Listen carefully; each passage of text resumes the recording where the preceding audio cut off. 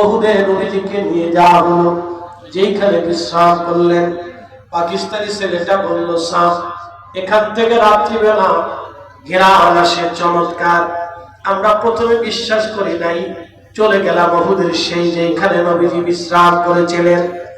ওইখানে যাওয়ার পরে দেখি বাতাসের ভিতর থেকে জান্নাতের ঘেরান আসে।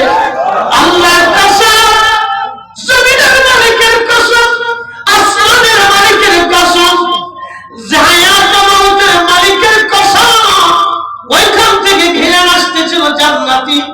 এতই চমৎকার ঘেরান বাতাসে ভেসে ভেসে আসে। মহিমাময় ঘেরানে আকৃষ্ট হয়ে আমরা এখানে আসার নামাজ পড়লাম, তরিকতের নিয়মে 2 রাকাত নফল পড়লাম, দোয়া করলাম, মিনার শরীফ পড়লাম।